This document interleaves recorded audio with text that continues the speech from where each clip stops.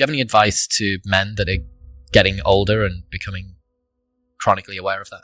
Yeah, lift weights, do jiu-jitsu, go for runs, stretch out, eat good, stop drinking. It's pretty straightforward. If you don't use it, you're going to lose it. Every day that you don't do work, you're going backwards. And it definitely will hurt you, and it'll show up. You can't get away with what you got away with when you were 23. It doesn't work. You have to stay ahead of it. When you're watching TV, or you're, looking at Instagram, or you're, going out for dinner on a date and you go to a movie, I'm not doing that. I'm reading a book. I'm getting ready for a podcast. I'm writing something. I'm preparing for something. I'm talking to a client. I'm designing something. I'm thinking about a new supplement. Like, it's just, a guy asked me the other day, are you working more now than you were when you were in the SEAL teams? And the answer is 100%. Yes, I'm working harder now. As I've said since day one, it's motivation is a feeling that comes and goes, and it doesn't matter whether it's there or not. Discipline is infinitely more important. So no matter how you feel, get up and do what you're supposed to do. That's it. And that's discipline. It's not motivation. If you only did what you were supposed to do when you were motivated to do it, that's leaving it to chance. But if you're disciplined, you go do what you're supposed to do. That's the way it works. Discipline equals freedom. That's it. I mean, if you have the discipline to get up and get the things done, the weekend where you really only had 2 things to do for the weekend, whatever it was, you had to write this thing and you had to answer this other thing. And on Friday, you're like, I'll do it tomorrow. And on Saturday, like, I'll do it. And it's basically hanging over your head the whole weekend. Whereas if you'd just done Friday afternoon, the whole weekend would have been a lot better. So just do the thing. Just shut up and go do what you're supposed to do.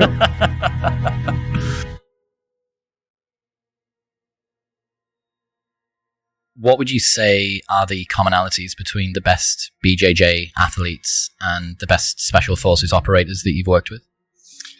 There's probably the biggest commonality between the two is some kind of strange contrast between being extremely disciplined and being extremely creative.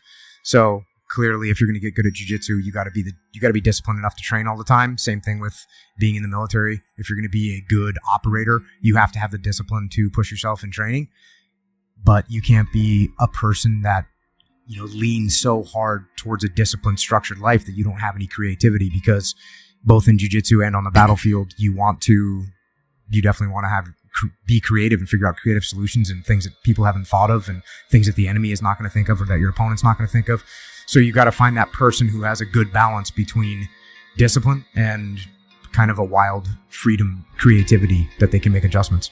If you have a mindset that's so highly disciplined, so highly structured, like I just said, then you're not going to think creatively when there's a problem that needs to be solved.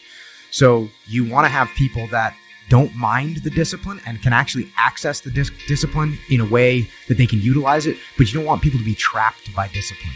And it's the same thing in jiu-jitsu. If you have someone that only knows how to do a certain move and they can't think creatively about other ways to employ that, it's not that they're not going to be good, because they are going to be good, but they're going to reach limitations. And one of the interesting things in the SEAL teams is we didn't have, especially when I was coming up, we didn't have any doctrine whatsoever. There was no written doctrine of any kind. So everything that you learned was word of mouth. You learned from the guys that went before you, and that meant if the guys that went before you didn't really know what they were doing, you're probably learning a bad way. And if you didn't think objectively about it, then you might follow someone down a path that doesn't make any sense. So you ended up with a bunch of guys in the SEAL teams that were pretty open-minded, and they could kind of look at problems and figure out how to solve them.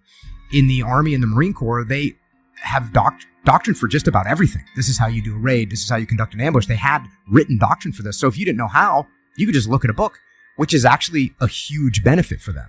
Because if I'm a new platoon commander and I don't know how to do an ambush, I can just look at this book and I can learn how to do it.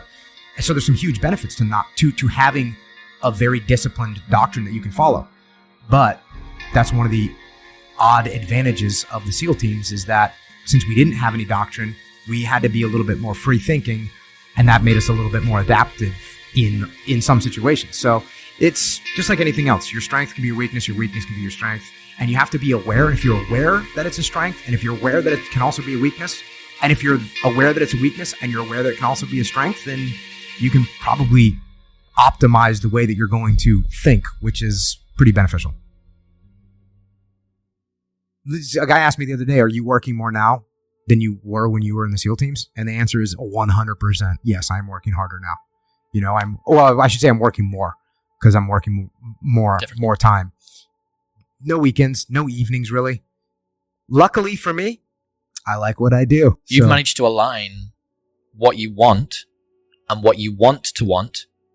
They're now sitting on top of each other, right? Yeah, and I also don't do a lot of what I don't want to do.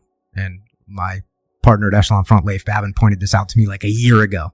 He was doing some stuff that he didn't want to be doing. And, he said, I've got to do this and I've got to do this. I said, why are you doing that? And he said, well, what do you mean? I said, get someone else to do that. And then, a week later, he's talking. He goes, I was thinking about what you said. You're really good at not doing what you don't want to do. And I am good at not doing what I don't want to do. Do something that's hard and do it every day. That's one of the nice things about jiu-jitsu. You're going to get choked. You're going to be uncomfortable. You're going to get smashed. You're going to have to tap out. Your ego is going to get abused.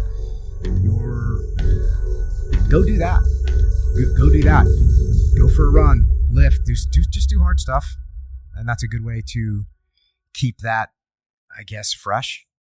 Look, if you take any idea and you take it to an extreme, then that idea is going to become bad. I mean, even the idea of extreme ownership, if you take it to an extreme where you're, as you pointed out earlier, you're blaming yourself because your daughter got a disease, or you're blaming yourself because your husband is abusing you. Like, there's a point where you think anything can go too far. And, take it to an extreme. It can become pretty silly or funny, depending on how you take it. But for the most part, you're going to run into challenges in life, and if you curl up into a ball and complain about it, that's not going to help you. And if you say, okay, cool, good, here's some adjustments I can make to move forward, that's going to be a better move than cowering.